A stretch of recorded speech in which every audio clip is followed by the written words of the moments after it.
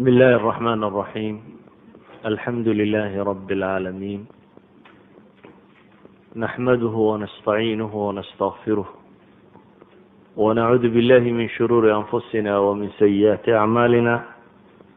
من يهدي الله فهو المهتد ومن يضلل فلا هادي له، وأشهد أن لا إله إلا الله وحده لا شريك له، وأشهد أن محمدا عبده ورسوله. يا أيها الذين آمنوا اتقوا الله حق تقاته ولا تموتن إلا وأنتم مسلمون. يا أيها الناس اتقوا ربكم الذي خلقكم من نفس واحدة وخلق منها زوجها وبث منهما رجالا كثيرا ونساء واتقوا الله الذي تساءلون به والأرحام إن الله كان عليكم رقيبا. يا أيها الذين آمنوا اتقوا الله وقولوا قولا سديدا يصلح لكم أعمالكم ويغفر لكم ذنوبكم، ومن يطع الله ورسوله فقد فاز فوزا عظيما. أما بعد، أخوتي في العقيدة،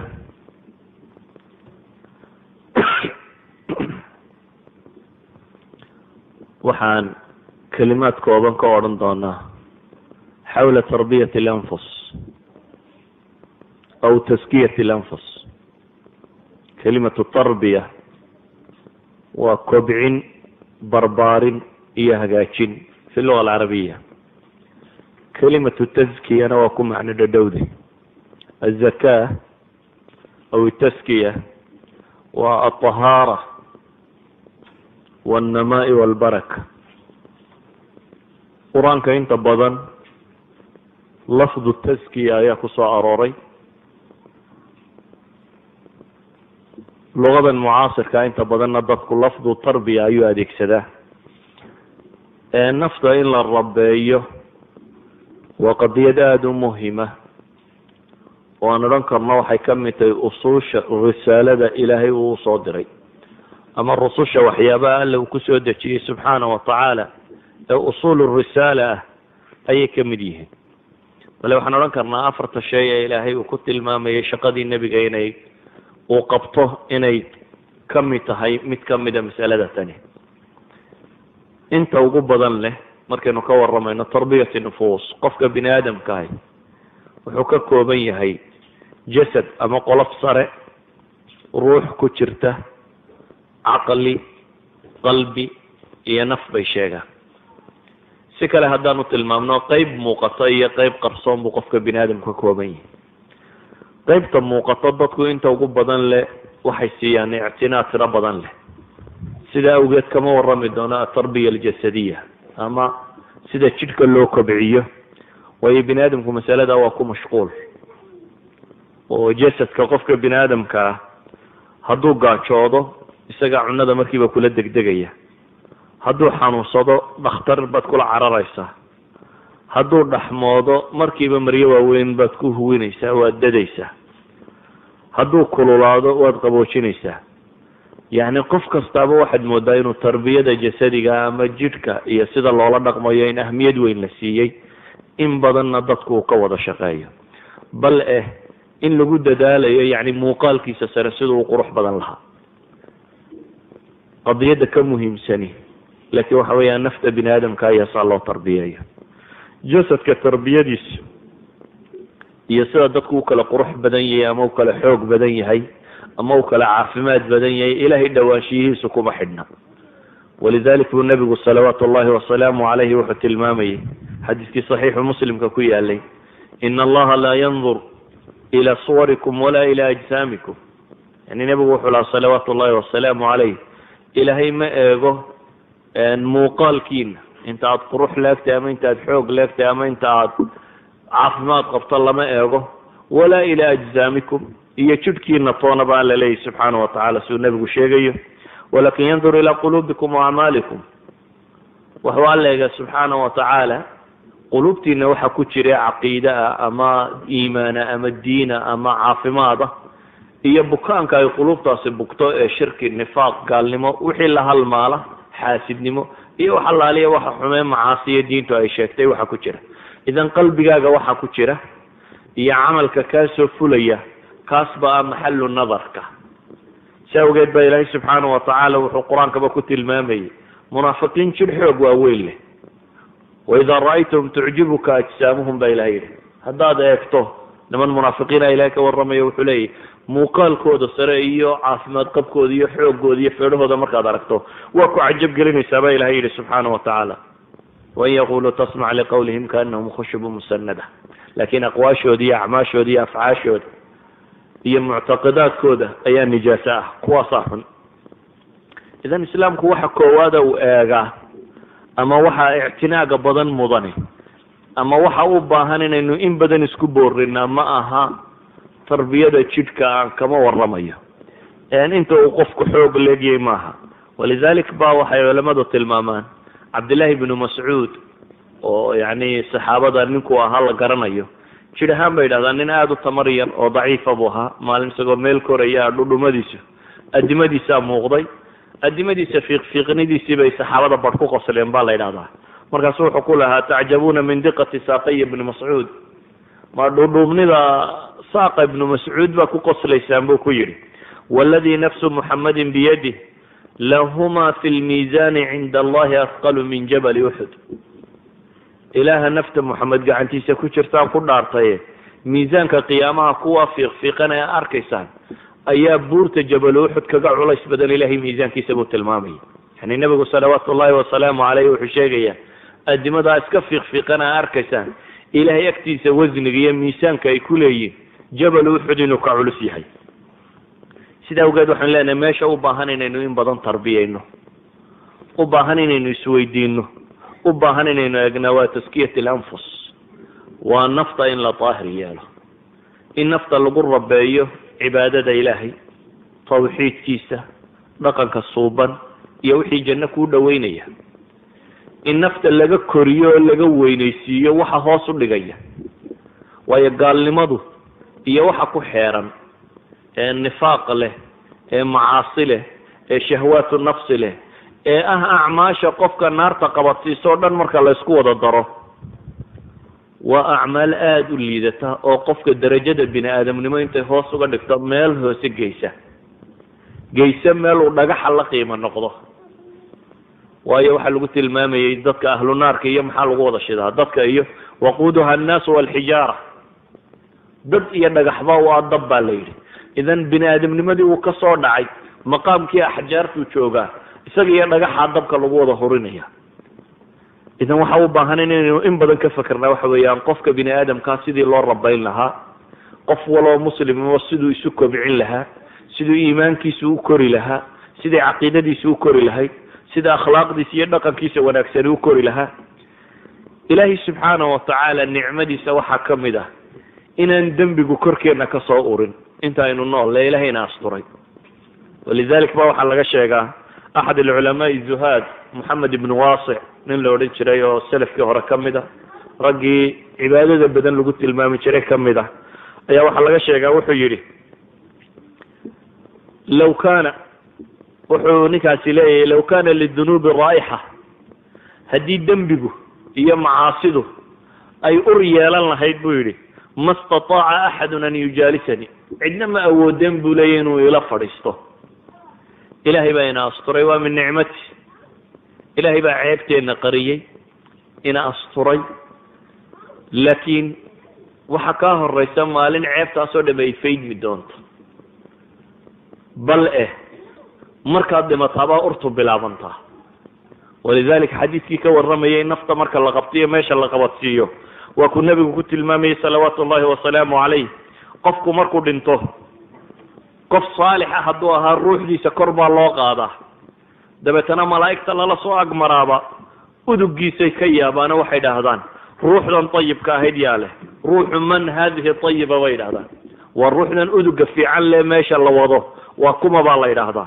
waxaa loo sheegaa inuu yahay fulaan oo ilaahay addoonkiisa iyo qof saalixa ahaa haddii lasoo mariyo mid kaafir ama munaafiq ama ahlu macaasina malaa'igtu way ku dhibtootaa ruuxdiisa urteeda iyo qurmuunkeeda deetana waxay dhahdaan ruuxdan muntanka ahi xadiisku wuxuu tilmaamaya waxa la soo maraya iyadoo ah maxay ka antani jiifa iyadoo bakti ka u qurmun iyadoo kasii qurmun ba la soo agmariya dabeetana waxay yidhaahdaan warkan habaarqabaha qurmuunkiisii aan ku dhiftoonnay muxuu ahaa idan waxaa loo baahan yahay qofka muslimka ahi inaanu dusha iska catrin uun dusha iska maydhin uun dusha iska nadiifin uun laakiin inuu nadiifiyo qalbiga iyo hoostiisa iimaankiisa inuu nadiifiyo qulubtiisa waxa degaya inuu nadiifiyo akhlaaqiyaadkiisa inuu nadiifiyo nafta in la rabeeyaaba loo baahan yahay si aanay ilaahay agtiisa taa qurmuune uraysa u noqonin si aanad u noqonin kuwaasi malaa'igtu ay ku dhib mudato si aanay u noqonin aakhiro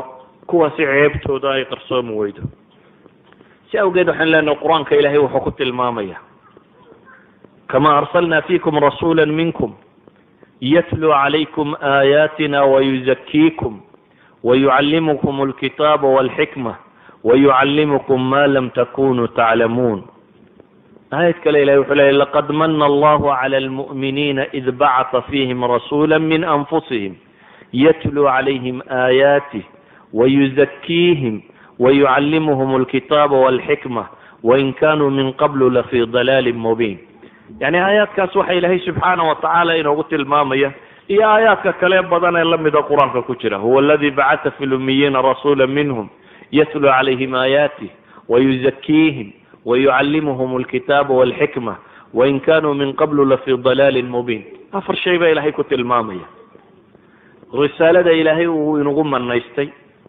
يا رسولك وصادري شقدي سكوات صلوات الله وسلامه عليه وحي إلهي كتل المامية نيتي تلاوة الكتاب قرآن كام هذا الكإلهي اللي نقود الأخرية هذا الكإلهي بلاغة لينذركم به ومن بلغ هذا الكإلهي أكيد اللي نقود دقيقي kii khayrka iyo sharka kala tilmaamayay kii jannada iyo naarta kala sheegayay kii waxa xasan iyo waxa xun kala sheegayay kii adduunka la raaciyo dariiqii sax ah ee nolosha lagu maamulanayay yatlu calayhim aayaat kalabaad waxa ilaahay uu ku tilmaamaya wayuzakiihim ama wayuzakiikum التزكية أو التربية أو التنقية أو التطهير كيد إن ليدن طاهر ياله maxaa la iska daahir yeelaya waxa laga daahir yeelaya shaytaan iyo nijaasadii waxa laga daahir yeelaya nafta iyo shahawaadkeeda waxa laga daahir yeelaya kufriga iyo waxyaabaha xunxuna ka ratibma waxa laga daahir yeelaya mu'taqad iyo amal ba wixii xun wax la aamino kufrigu waa nijaas inama almushrikuuna najas ba ilaahay yiri mushriku waa najas ba ilaahay yiri najas lagama waramayo cayniya لكن waxa laga waramaya النجاسة المعنوية إلهي كون كبلها عندي قرن ويدا قلبي طاهر معها إذن وحا نبي يد إلهي وصدر الرسوش وتم وحكم ده مسألة التطهير أو مسألة التزكية تزكية الأنفس إن نفط الله طاهر ياله والله طاهر ياله قال لما والله طاهر ياله النفاق يا منافق نما والله طاهر ياله استصنما والله طاهر ياله اسم قشين سمعة يا رياء oo laga daahir yeelo wax allaaliya wixii xun oo dhan ee xaasidnimo ah ee ay ah ee wax allaaliya wixii dhaqan iyo akhlaaq xun oo dhan in laga daahir yeelo idan ويزكيهم ويعلمهم الكتاب والحكمة وإن كانوا من قبل لفي ضلال مبين إيانو إذن بربا ليلة الكتاب والسنة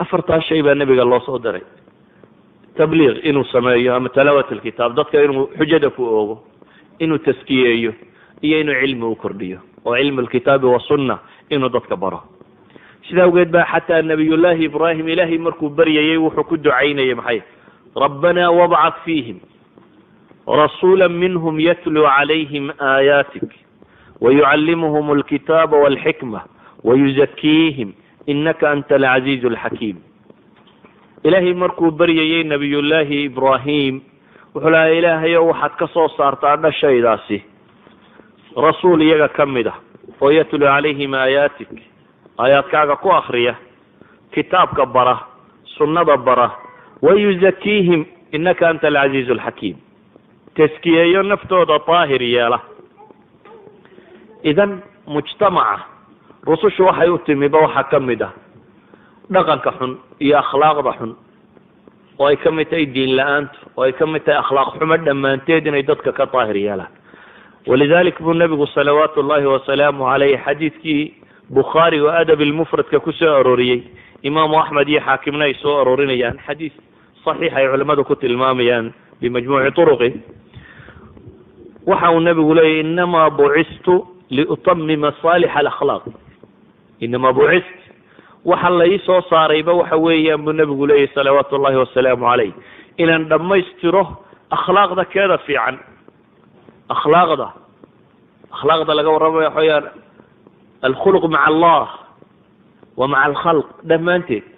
ilahay sidaad ula dhaqmayso, ilahay waxaad ula dhaqmaysaa inaad rumayso, isagoo kuu nimceeyey inaad ka gaaloobin, isagoo ku abuurtay inaad ka gaaloobin, inuu wuxuu nimco ku siiye aada ugu mahadnaqdo, nicamkiisu inay yihiin waxaan la koobi karaynin, inaad makhluuqaadka cidnaba la simin, isaga sidaad uga baqato inaad cidna uga baqin, siaad isaga u rajaynaysa inaad cidna u rajaynin, dhib kastoo ku qabsato inaad isaga kula erato anaad cid kale ula kicin, inaad dareento ilaahay inuu huwa alghaniyu yay wa naxnu alfuqaraa, inana kuwa baahan inaynu nahay. khuluqa loo baahanya inaynu ilaahay kula dhaqana subxaana wa tacaala waa ka khalqiga sidaynu ula dhaqmayno oo ah inaad dhaqan wanaagsan, dulqaad, akhlaaq fiican, run sheegid, been ka dheeraasho, xanli'i, carabku aana dadka ku dhibin, waxaasi oo dhan aad ku dhaqato. idan ambiyadaba waxaa loo soo diray siduu nebigu sheegayo inay dhammaystiraan saalix alakhlaaq aw makaarim alakhlaaq, akhlaaqda keeda fiican inay dhammaystiraan. idan waxay leenahay nafta in la tarbiyeeya waa mas'ale aada u muhima. sidaa awgeed ayaa ilaahay subxaana wa tacaala dhaaranaya. culimada qaarkood waxay tilmaamaan waa meesha qura qur-aanka ay ku soo aroortay bay dhahdeen 11 dhaarood oo isdaba ah: waashams waduxaaha waalqamari ida talaaha waalnahaari ida jallaaha walleyli ida yakshaaha waalsamaa'i wama banaaha waalardi wama طaxaaha wanafsi wama sawaaha faalhamaha fujuuraha wataqwaaha qad aflaxa man zakkaaha waqad khaaba man dasaaha. ilaahay wuu dhaartay 11 goor buu dhaartay. markuu 11 goor dhaartay buu wuxuu sheegayaa qad aflaxa man zakaaha waqad khaaba man dasaaha. qad aflax aakhira wuxuun baa liibaanay baa ilahay leeyahy subxaana wa tacaala. man zakaaha ay man taharaha wa naqaaha, ciddii nafta tan tarbiyaysay ee uskaga oo dhan ka ilaalisay. uskagan saree jidhka qabsada maaha, waa uskaga qalbiga ku dhega ee ruuxda ku dhega ee nijaaseeye qofka hoostiisa ee khabiis ka dhigi kara ee naar geyn kara. wixii naar geynayay qofku inuu ka dheeraado. saa awgeed baa ilaahay subxaana wa tacaala wuxuu leeyay qad aflaxa man zakaaha waqad khaaba man dasaaha. waxaa hoogay baa la leeyahy subxaana wa tacaala man dasaaha, cidda aasta, cidda nijaasaysa, cidda fogeysa, cidda kharaabisa, cidda aan zakaynin, ciddaasaa hoogtay baa ilaahay subxaana wa tacaala ku tilmaamaya. waxaan leenahay nafta in la tarbiyeeyo la tahiraa waa bacda tawxiid waxyaabihii ba ilaahay uu kusoo diray ambiyada baynu odhan karna. walidalik baa fircawn markii loo soo dirayey nebi muuse, markii la yidhi fircawn u tag, ilaahay muxuu ku yidhi maxay ku dheh faqul hal laka ila an tazakka waahdiyaka ilaa rabbika fatakhsha. waxaa la lahaa waxaad ku tidhaahdaa war ma waxaa loogu soo diray inuu taskiya siiyo, inuu ku taahiro, inuu nadiifiyo. oo maxay ka nadiifiyo? inuu ka nadiifiyo gaalnimo, inuu ka nadiifiyo akhlaaq xumo, inuu ka nadiifiyo dhaqan xumo. waxaan leenahay marka taskiyatu nufuus waa waxa lagu helo jannada meelaha sare, booska sare waa waxa lagu galo. nafta oo aad tarbiyeyso oo aad tahirto oo aad dhowrto oo ilaaliso. walidalik baa ilaahay wuxuu qur-aanka ku leeyahay waman yaأtihi muؤmina qad camila الصaalixaati faulaئika lahum الdarajaat اlculaa jannaatu cadnin tajri min taxtiha alanhaaru khaalidiina fiiha wadalika jazaau man tazakkaa. ilahay wuxuu tilmaamaya subxaana wa tacaala qiyaamaha cidda timaada iyadoo iimaan leh iyo camal saalixa kuwaasi waxay leeyihin adarajaat alculaa fi ljanna, booso sare, darajooyin sarey janno ka helayaan. waxay leeyihin baa ilaahay leeyahay jannada nagaadiga ee webiyadiiyo hoos dareerayaan waa ku waarayaan, laakin yaa abaalmarkan leh, wadalika jazaau man tazakkaa weeyaan. waa abaalmarka uu helayo cidda markaasi taskiyat ilanfus samaysay ama nafta tantahirtay. sidaa awgeed nafta iyo tahaaradeeda iyo ilaalinteedu iyo tarbiyadeeda iyo useejeedkeedu waxay u baahan tahay wax badan. walidalik buu nebigu salawaatu ullahi wasalaamu calayhi ilaahay baryayey. ducadii nebiga waxaa ka mid ahaa allahuma aati nafsi taqwaaha wazakiha anta khayru man zakaaha anta waliyuha wamawlaaha. wuxuu nebigu lahaa salawaatu ullahi wasalaamu calayh, allahuma aati nafsi taqwaaha, ilaahay ow naftayda alle kacabsigeeda sii, wazakiha anta khayru man zakaaha, ilaahu naftayda tahir buu leeyo hagaaji, adigaa mid hagaajiya ugu fiicane.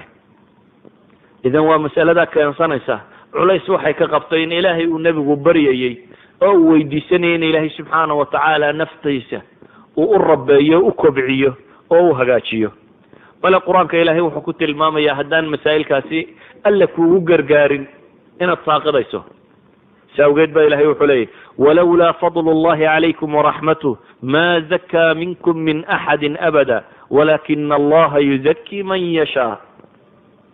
waxa ilaahay qur-aanka ku leeyahy walawlaa fadlu اllahi calaykum waraxmatuh, haddii lala yahay ilaahay naxariistiisa iyo dheeraadkiisa lama la'a.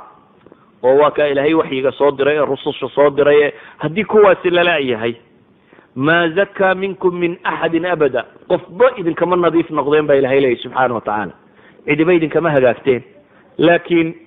walakina allaha yuzakii man yashaa.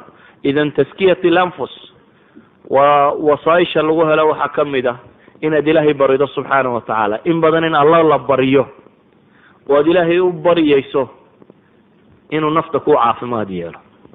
yani dadku inta badan marda alajsaamka way dareemaan. qof xanuunsanaya markaad u timaado markiiba waxaad odhanaysa maxaa dhakhtar loogu yeedhi waaye, qofka maxaa loo baadhi waaye, maa dhiig iyo saxariya kaadiya kan laga qaado, maa dhakhtar loo geeyo, maa kiniin la siiyo, waayo jasadkan baa kuu muuqda buke ee jiifa. waxa ka geeri xunka qalbiga ka bukee galgalanaya aan cidiba la hadlaynin.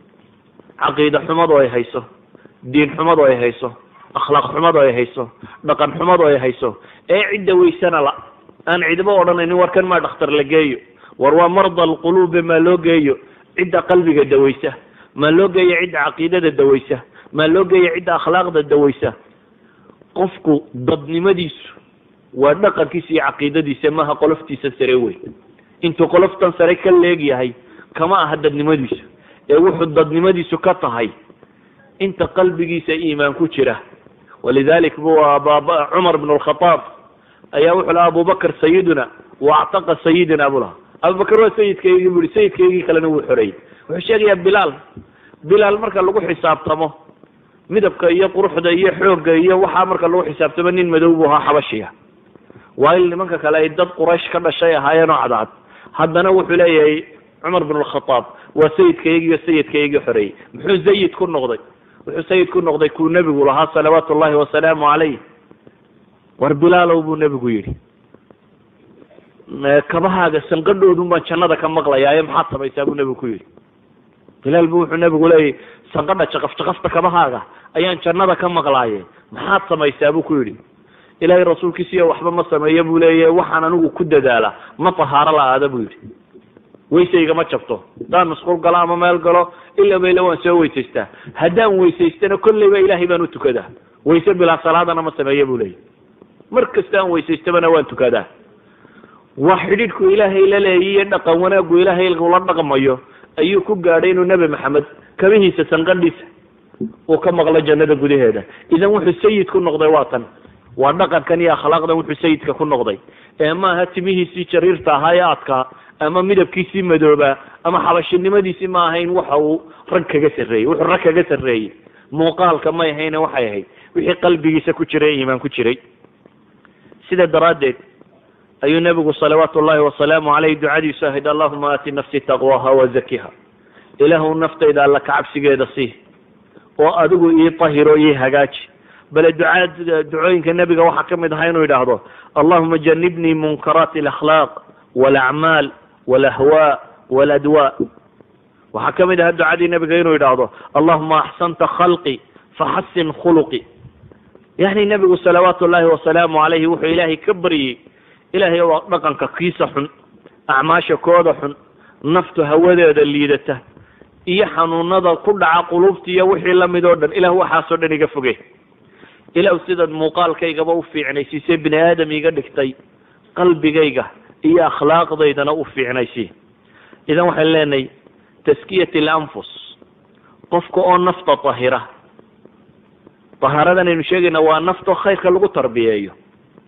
اللغة العصرية لا استعمالها وتربية الأنفس وقفك أم مسلم نمدي سكضية إنه نفتي سكون رباية إنه كوكرية رباية ضمها عرورته وحلا رباية قفول أو مسلم وحبه إنه نفتي ستربية نفط وحرق لما ستان الله ما تاكله وحيدوني سي شهوات واسكتي ربدي الشيطان وكل ما يهي إذا وحيدوني ساعد هجانك وقبطه camal kasta oo xun oo aad rabto inaad ka foqdo wuxuu kaaga baahan yahay waqti, wuxuu kaaga baahan yahay casiimo iyo go'aan adag, wuxuu kaaga baahan yahay asxaab wanaagsan, wuxuu kaaga baahan yahay diin fiican aad qaadato.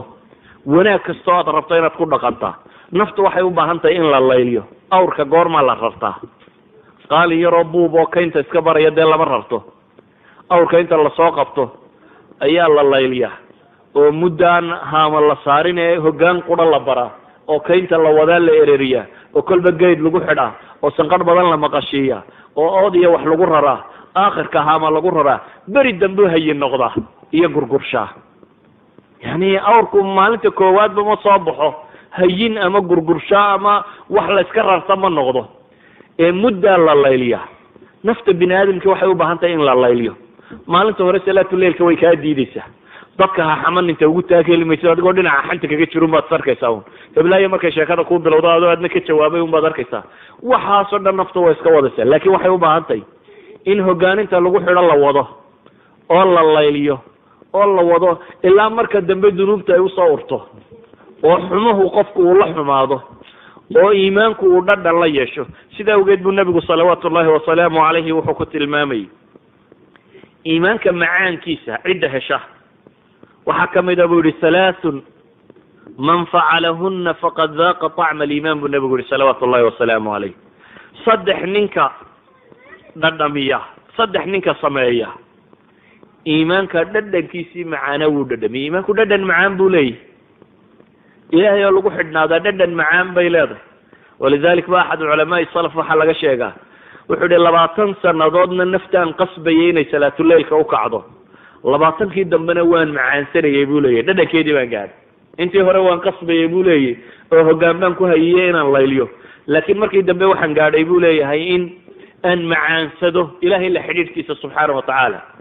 sidaa awgeed wuxuu nabigu leeyahy salawaatu ullahi wasalaamu calayh halaathun man facalahuna faqad daaqa طacma aliimaan. saddex ninkii sameeya iimaanka macaankiisa wuu dhadhamiyey. man cabada allaha caza wajal waxda, ninka ilaahay subxaana watacaala keligii caabuda oo waacطaa zakaata maalih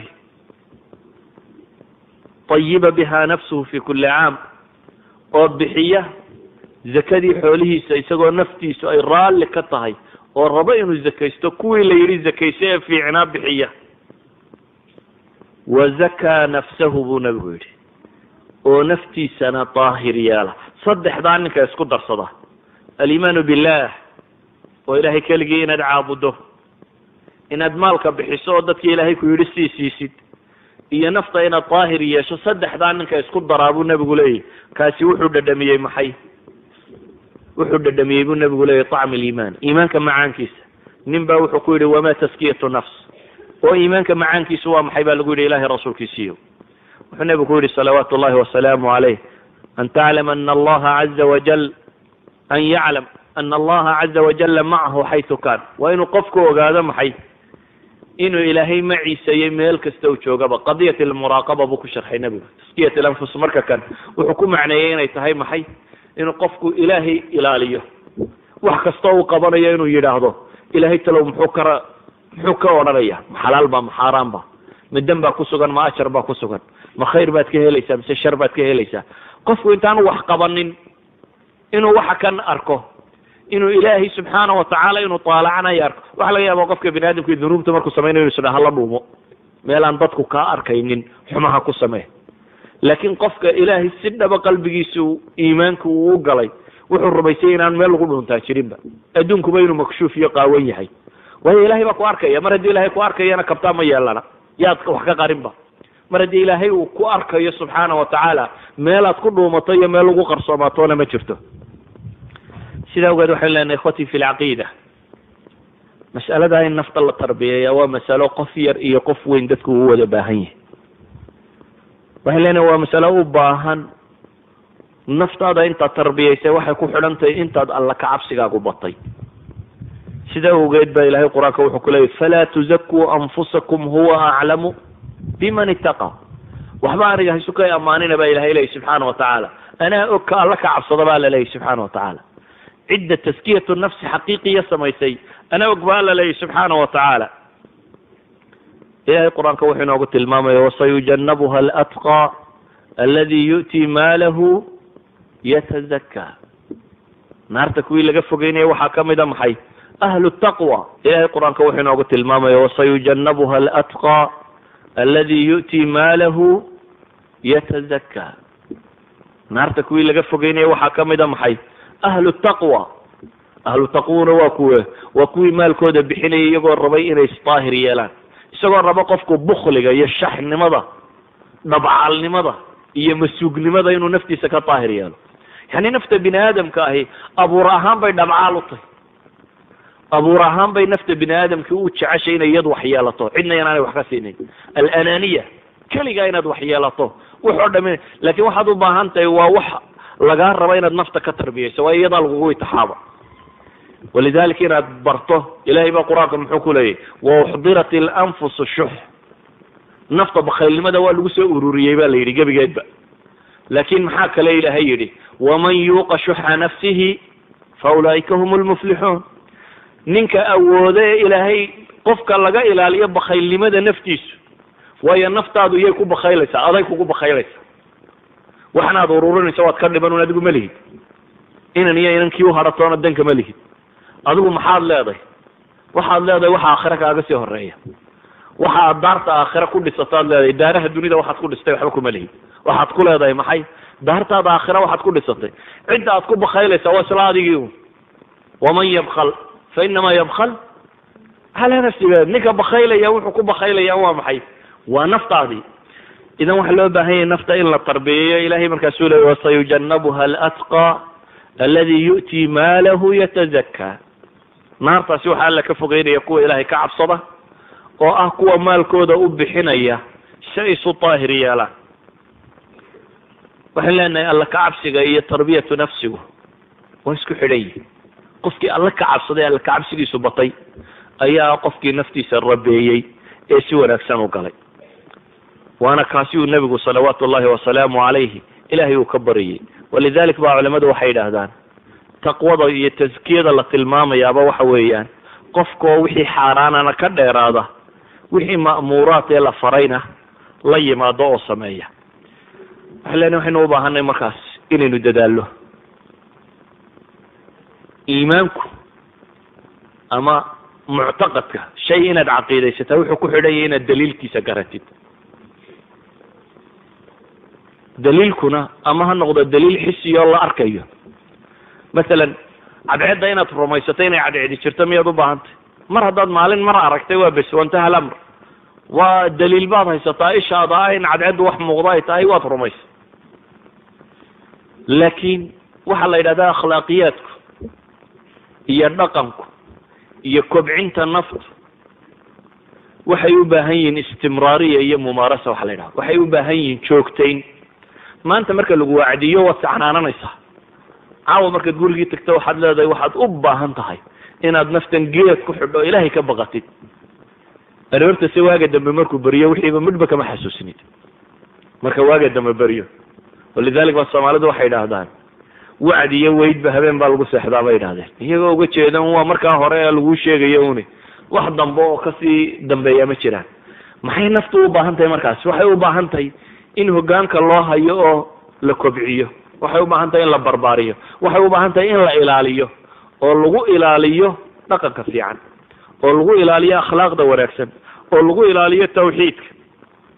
waxay u baahan tahay naftu la daahir yeelo, laga daahir yeelo amraad alquluubi wanufuus, xanuunada ku dhaca nafta, in nafta laga ilaaliyo dulumaadkeeda iyo madmadowyadeeda, in nafta laga ilaaliyo waxyaabaha tanjiisiye nijaaseeya, in nafta laga ilaaliyo shahwaadka kuwa xisiga iyo kuwa macnawigaaba.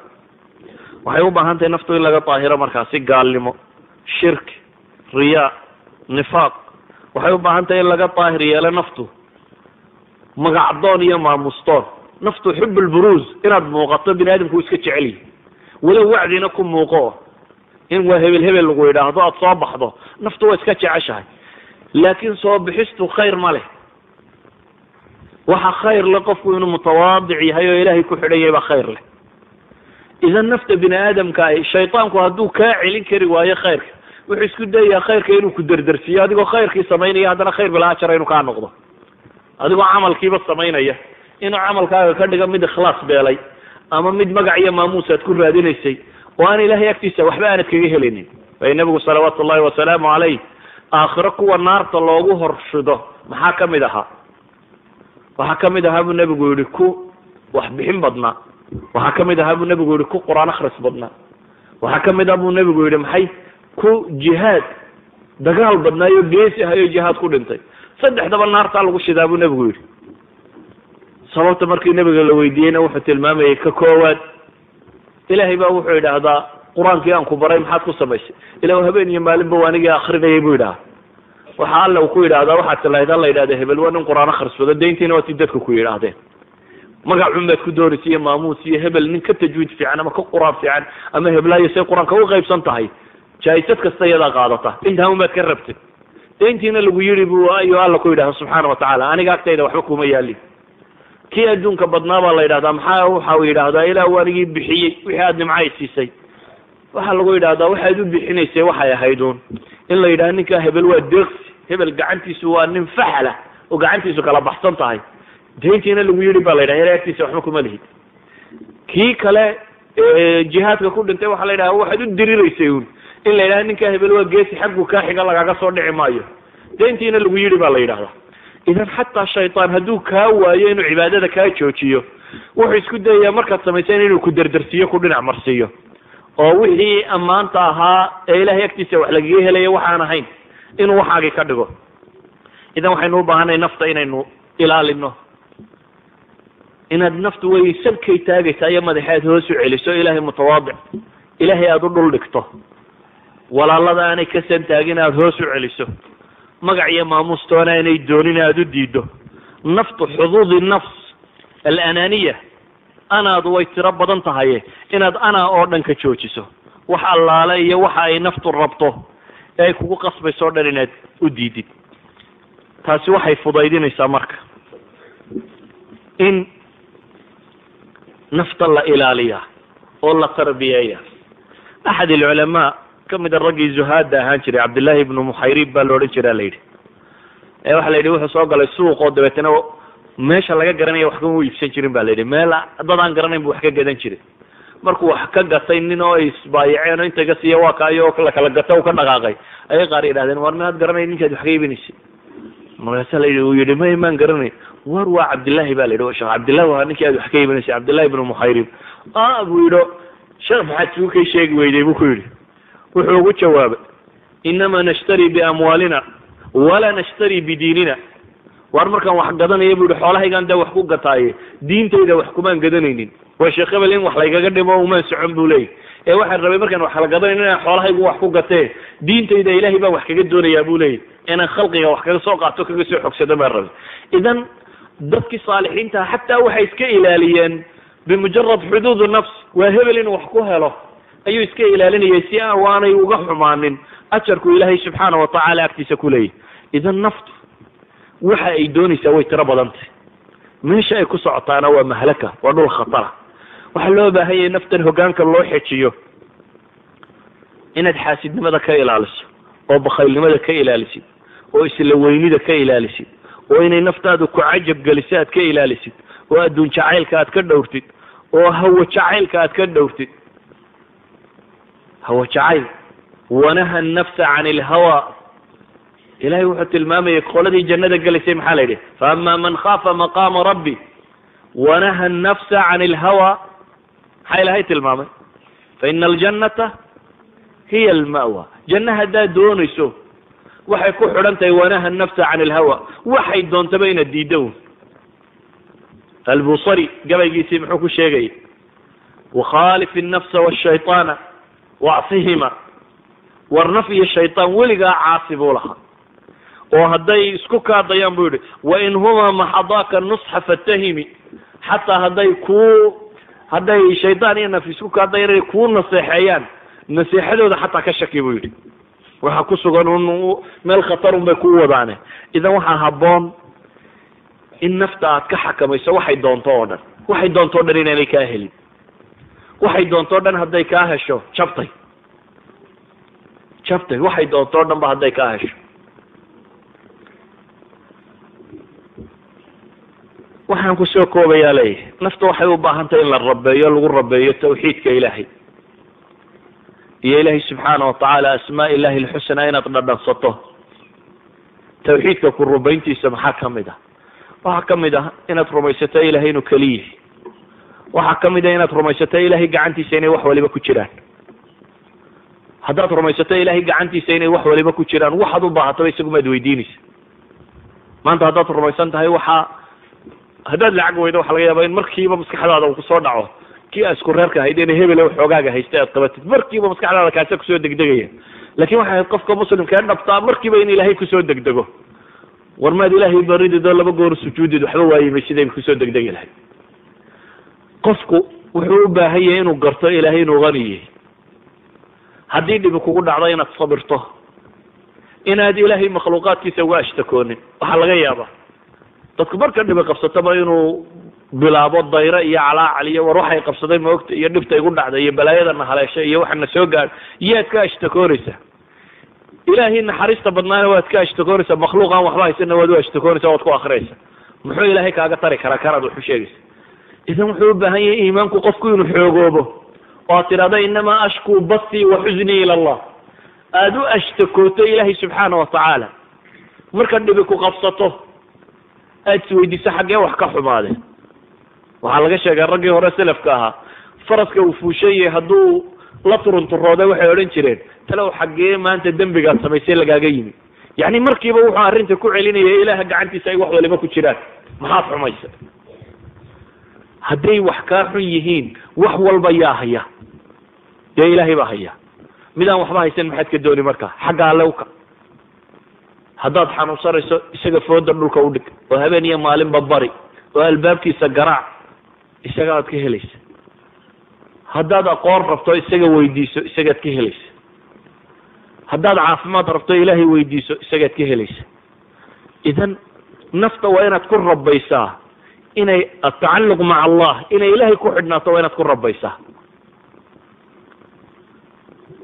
tawxiidka dhabkii waa kaa tawxiidku maaha macrifo qura unaad garato waan rumaysanay inuu ilaahay kelina yahay dunidao dhanna gacantiisa ay ku jirto arsaaqda inu isagu iskeligii laga baqo berri marka gaalku soo hanjabana aada baqato ilaahay subxaana watacaala haddana ad xaggan ka rumaysantay inuu keligii wax waliba gacantiisa ku jiraan idan waxaan leenahay waxaynu u baahanay tawxiidka aynu rumaysanay tarbiya inooga baahan yahay oo ah inaynu si camaliya si dhaqana aynu u bedello caqiidada aynu rumaysanay waxaynu u baahanay naftan inaynu ikhlaas ku rabayno iyo inay ilaahay keligii ku xidhnaato subxaana watacaala waxaynu u baahanay inaynu nafta barno asidqi maca allahi wa maca alkhalq inay run sheegto kunuu maca asaadiqiin inaynu runta taagnaano waxaynu u baahanay inaynu naftan barno alkhawf waalrajaa ilahay inay ka cabsato ilahay inay rajayso subxaana watacaala waxaynu u baahanay inaynu nafta barno alwarac wasabr waxa aan sheegay o dhamme waxaynu leenahay waa maqaamaadkii loo baahnaa in nafta lagu tarbiyeeyo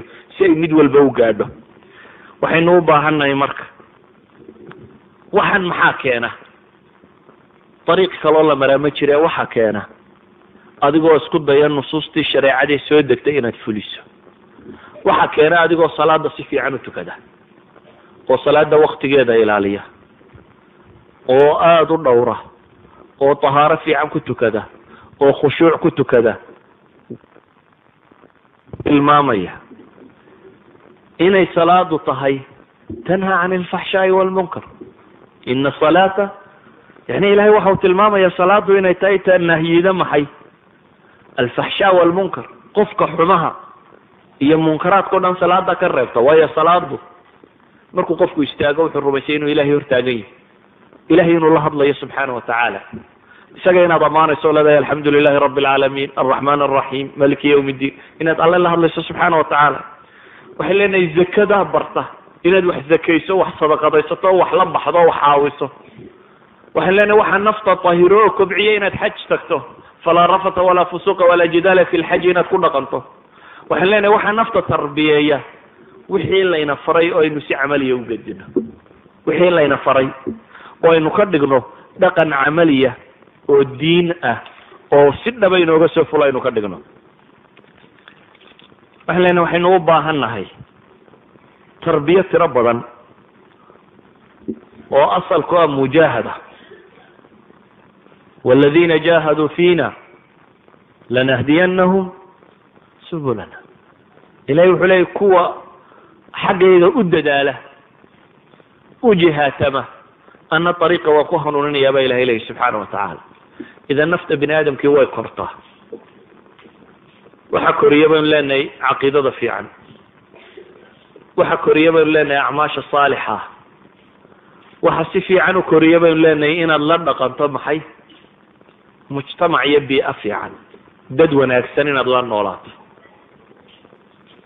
ويا أصحاب طحون الشركة هذا الله نغطه قف عيب بدن هذا تراعده وادب متشر بدن هذا تراعده وادب متصلاة كتجا هذا تراعده وادب. وين النقطات بيئة ضيّة environment كوجو حيراني بيئة خيرية بيئة فيعا بيئة فيعا وحلقة فائدة maalinta aad adigu daalan tahay walaashaada kale ayaa nashiita.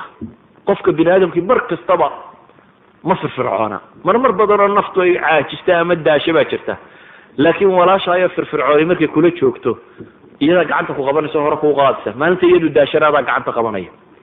dadku khayrku isku gargaarsada. idan qofku inuu majaalis alkhayr u yimaado, meelaha khayrka lagu hayo uu xaadiro, dhulka wanaagga lagu hayo uu tago, waxay noqonaysaa naftiisu inay korayso, kobcayso. waa zaad, waa sahay nafta ay u baahantay. keligaa haddaad socoto waa daali, laakiin haddaad haysato sahay ama gaadhi ku qaada ama waxaad sii cunto ama dayurad ama waxaad fuusho, socodka uu kuu fududaanaya. waxyaabaha socodkaa fudaydiya, socod baad ku jirtaa in janno lagu socdo, asiraat almustaqiim oo janno taga. waxa kuu fudaydinaya waxa weeyaan inaad dadka khayrka la raacdid, majaalista khayrka lagu haya inaad xaadirtid, meelaha wanaagga laga sheegaya inaad joogtid. waxa kuu fudaydinaya inaad adiguna isku daydo naftaada maalinle inaad ula dhaqantid. haddaad dukaan haysato oo aad seexanayso fiidkii waxaa laga yaabaa qof waliba xisaabtiisu xidha. maanta wixii laga iibsaday lacagtoo dhan buu tiriyaa, dhan buu dhigaa, waliba lacagtu kala saarsaaraa. wixii boqol iyo konton iyo shan inba meel buu ku qoraa.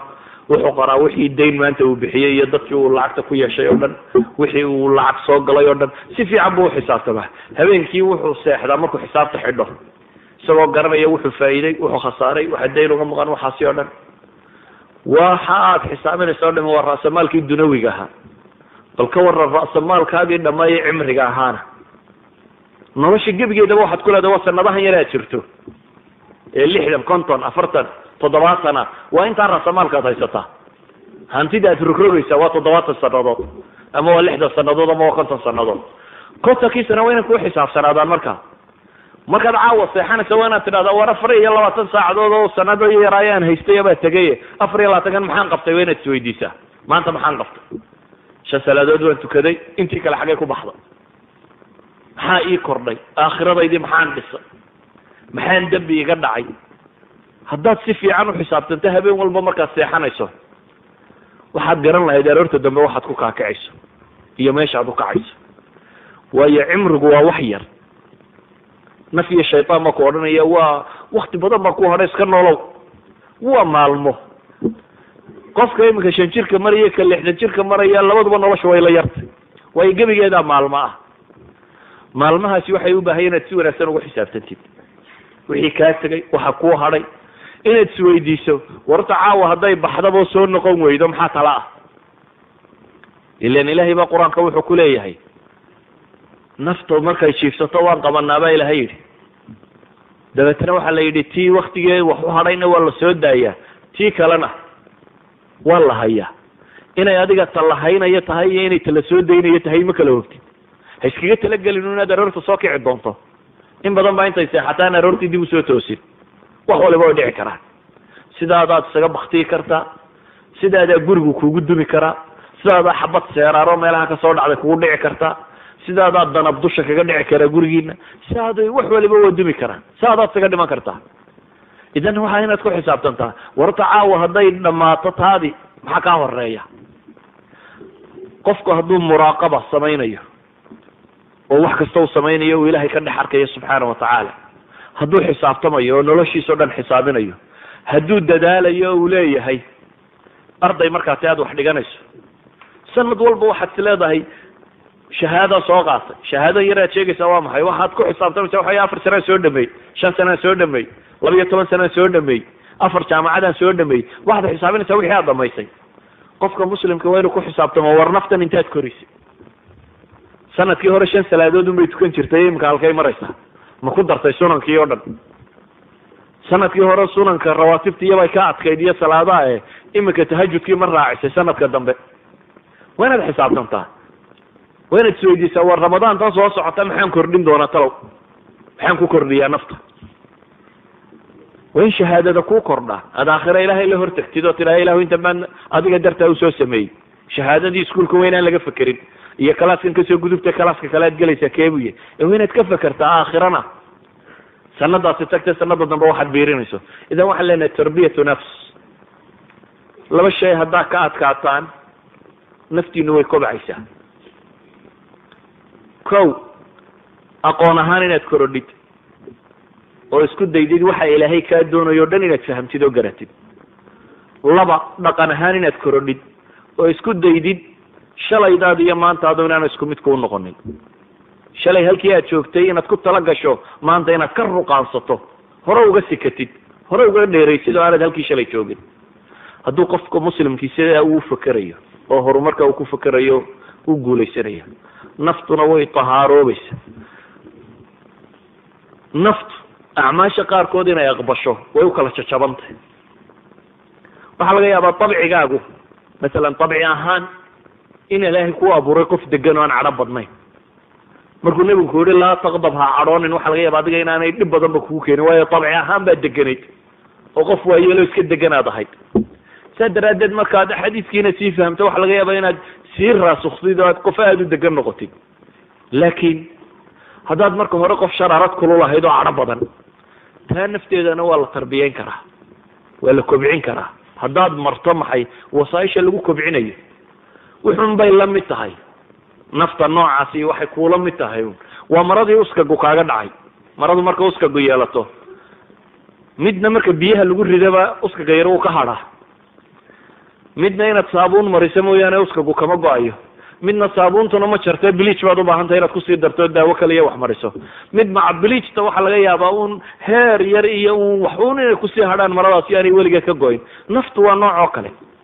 xumaha markaad ka maydhayso waxaa laga yaabaa abuurkii ilaahay uu ka abuuray dhaqamada qaarkood markiiba inay qayb fududaato, qayb inaad durduro ku dhaafto.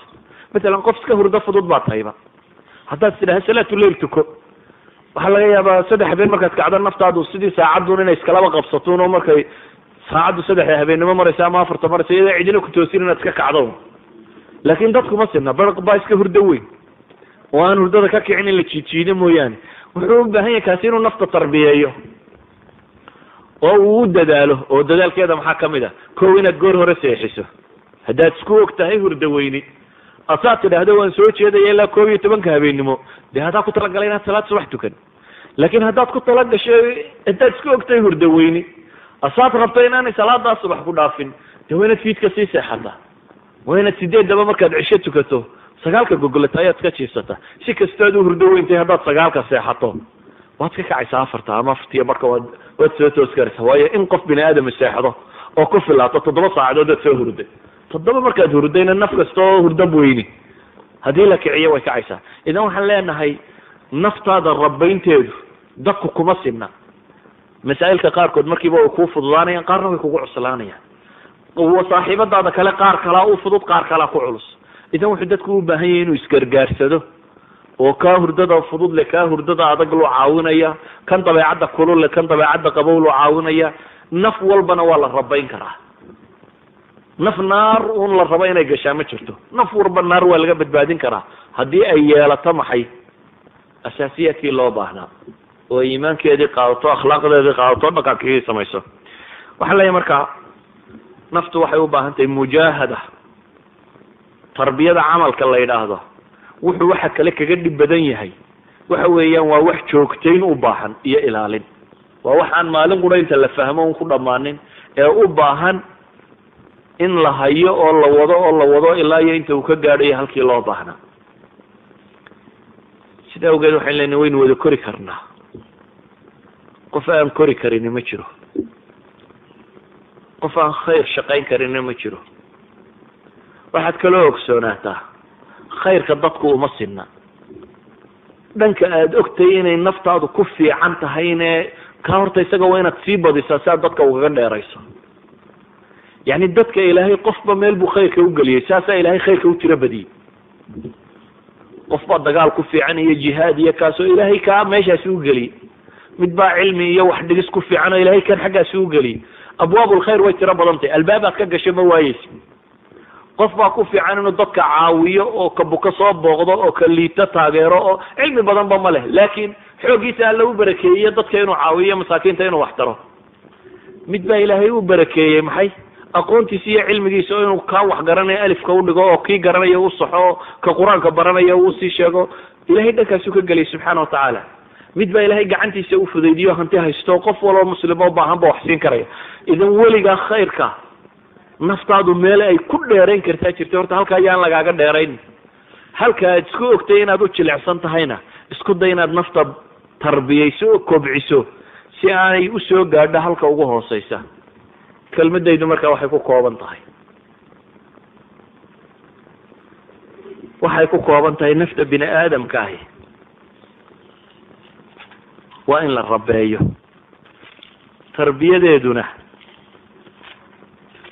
waa tarbiyo wakti badan u baahan waa tarbiyo ku salaysan baynu odhan karnaa halkuu tilmaamayey buusiri gabaygiisa gabayga buusiri yani burdaa la yidhahda qaybo badan oo aada u qurux badan oo fiican buu leeyahy wuxuu ku tilmaamayay burdihiisa qayb ka mid ah wannafsu kaطifli in tuhmilhu shaba calaa xubi الradaaci wain tuftimhu yanfatimi culana naftu buu yihi waxay la mid tahay ilmo yaroo caruura ilmaha caruura buu yihi haddii naaska lagu daayo kama go isagu wa iska nuugaya haddii se laga gooyo markii laga gooyoba uu ka go-i karaa uu ka maarmi karaa idan ilmuhu waa intii aad ugaad naaska nuujiso haddii laakiin naaska laysaga daayo isagu iska jaqaya naftu waa sidoo kale buu leeyahy waa sida caruurtaasun bay naftu la mid tahay haddaad adigu rabto inaad naaska ka goyso waad ka goyn kartaa buu tilmaamaya idan waxaynu u baahanay inaynu naftan aynan kusii daynin waxay jeceshay inaynu ilaalino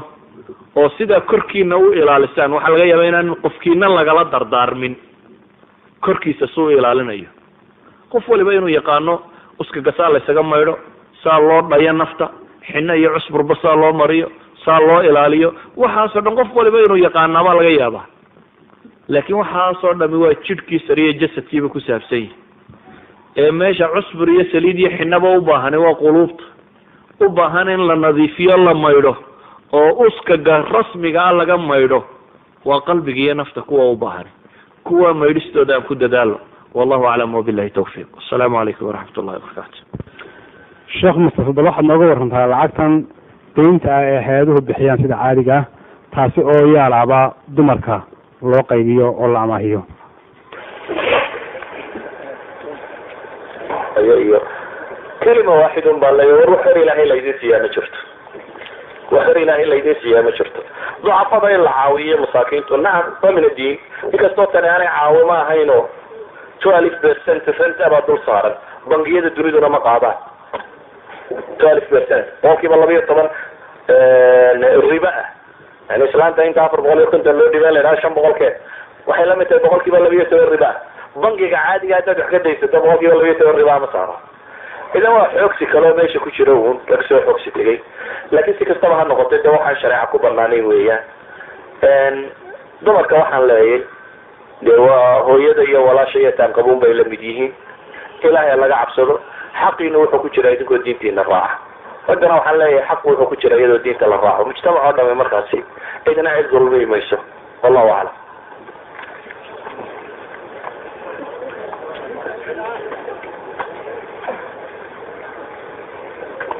سؤال وسؤال موضوع كي يرفق لكن فلا ينبغي مدة وحسك الندري ديمقراطي قوى محيا ما الديمقراطية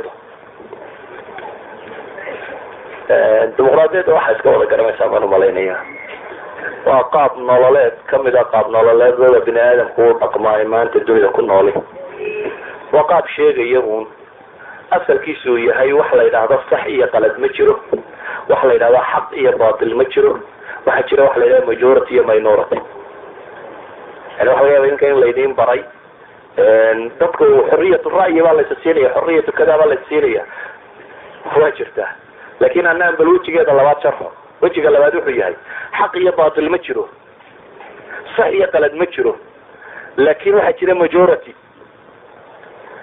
waxa xaq weeyaan kuma mancismo waxa kuma mancismaya 51 leh madal ragga fuula haday boqolkiiba 50 cod helaan iyaga xaq leh صحيح ما مراديد وسيداوده مراديد معناه waxa weeyaan yurub waxa isku waafaqday diimo way isku waafaqday culture way isku waafaqday wax kasta kale way isku waafaqday waxa isku waafaqeen in waxa kale dhan laga tanaasulo hatta ardayga marka la train gareynayo iskuulka dhigta ilaga waxa laga yaabaa macalinku haduu kala waxa soo baxayna tiraawa macalin waa sida waxa lagu train gareeyay inaad xaq iyo baadil ka rawaysantay inaad sax iyo qalad ka rawaysantay ardayga yar yurub class-ka fadhiya marka uu su'aasha la weydiiyo wuxuu dhahaa waxaan u malaynayaa sida way xaq uma lahayn inuu yiraahdo sida cid xaq u leeyahay ma jirto waa sida waana tiraa waxaan u malaynayaa sida waxaan filayaa inay caynkaatay idan democracy marka soo duuduubo waxa weeyaan dadku ay kooda opportunities bay leeyihiin furas islaag ayay leeyihiin oo aad wax ku dalban kartaa laakiin xuquuqi ma jirto waa laga yaabaa inaad tidhaahdaan xaggaan xuquuqdiisa sootan dastuurada iyo ay jiraan qaanuunka iyo oo soo gabigiisaba lama bedeli karo dastuurka haddaad boqolkiiba 70 baarlamaanka u badato haddii mujtamacu homosexual u bato oo adiga xoog lagu soo doorto qaanuunka gabigiisa waa homosexual oo ka dhigi kartaa ma dastuurka aad u bedeli kartaa oran kartaa waxaan homosexual ahayn xaq uma leeyahay waddan ku noolaada سيجا قانون قابل إذن أيديا كذا ما يسوي حوالي أنه متجره حقيقة باطل واحد جرا 51% لينكي قوي كونتن هلا هدي لقى